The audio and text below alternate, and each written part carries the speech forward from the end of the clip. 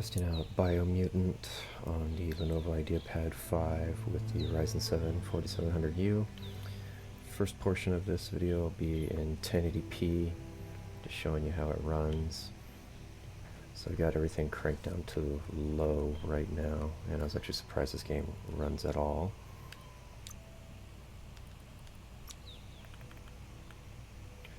So 1080p, got VSync off just for this video. Dynamic resolution, I got that turned off for now. Frame rate limit, got that turned off for now, but cranked everything to low, and the last two settings, I threw them back on default. There is no low setting for those.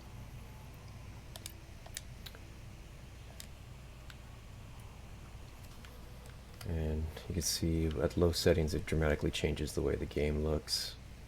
Although this art style looks a lot like Genshin Impact at these low settings. So it still looks pretty good art-wise. Let me switch over to the desktop here and just show you that it is the 15ARE05 model, Ryzen 7 4700U. It's got 8 gigs of RAM. It is 3200 megahertz.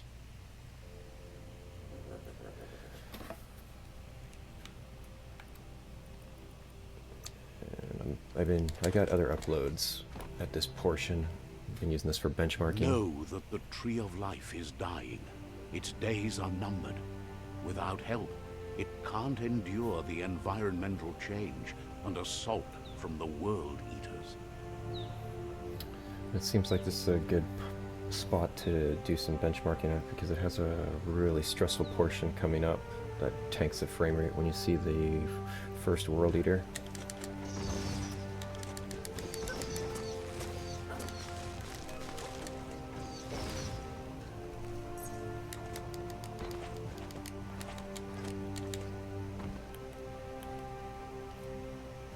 A signpost.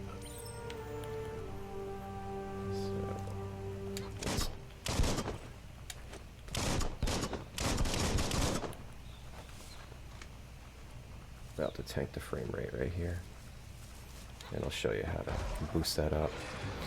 And without the fur effects, he looks dramatically different. So the integrated graphics dropping down to 15 FPS. The FPS. world eater that chewed off out-of-date's leg. You'll need a hat trick to bring that down. Right, the world eaters have made their marks on our world over time. So the easy fix for that, dynamic resolution does a lot. So we'll just turn that on, keep it at 1080p, get a big jump in performance.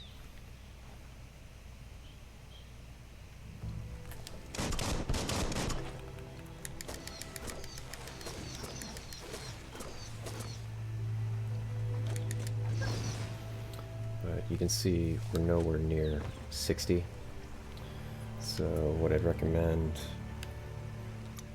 at this setting is go back in there, go back to the video, turn the frame limit on, and leave it at 30, because the dynamic resolution on this game seems to try to target 70.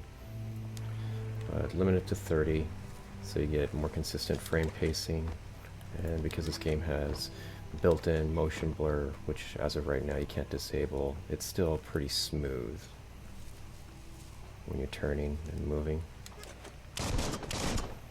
And you can keep it almost at a lock 30 with dynamic resolution on and the frame cap at 30. That's not the first nor the last village it'll leave in its wake. What I'll show next is, and I won't be able to toggle it without killing the recording, but I'll make a separate recording at 720p, so if you want additional performance, but I don't know about the graphical hit you're going to take at 720p, because this, the way they're doing their Unreal Engine, it's got a lot of temporal anti-aliasing, it looks like. So you'll see a lot of dithering around the character at 720p, so I'll pause this and I'll make a separate recording at 720p and splice it in.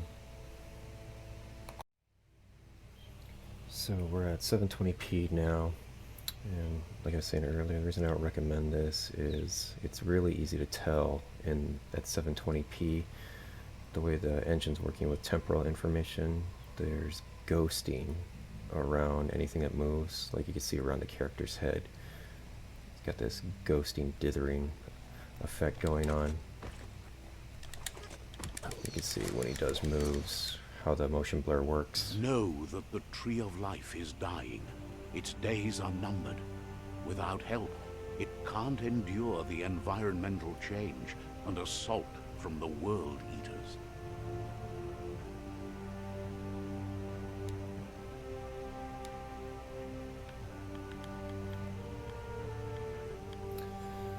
So you can see 720p, we're much closer sometimes to getting towards 60, but because of the way the motion blur works, it looks like you get this really obvious dithering pattern around the character. So I'll go back into the video here. So what I'll do is turn DRS on, and I think it's going to try to target 70. When we do that,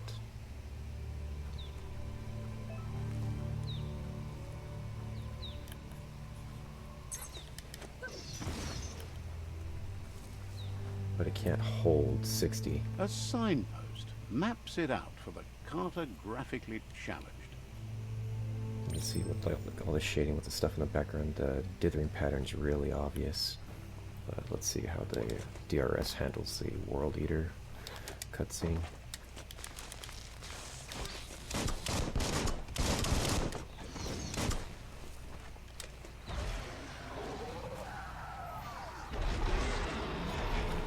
Let's see.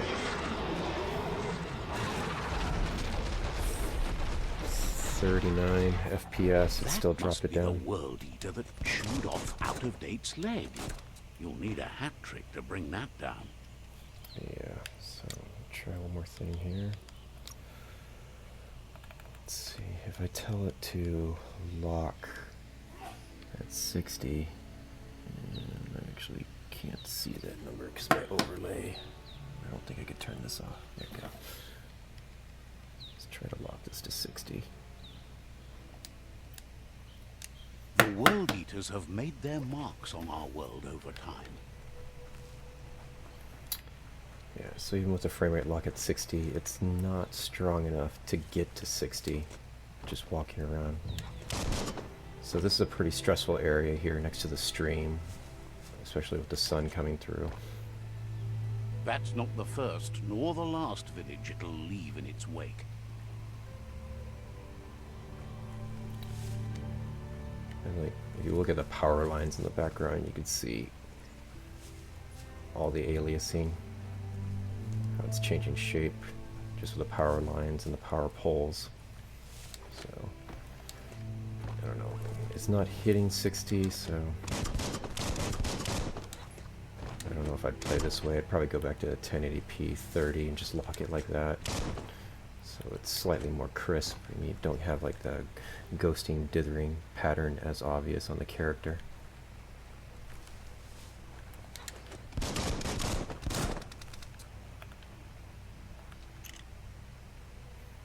Still, very good looking game, and I'm surprised it ran on this integrated GPU.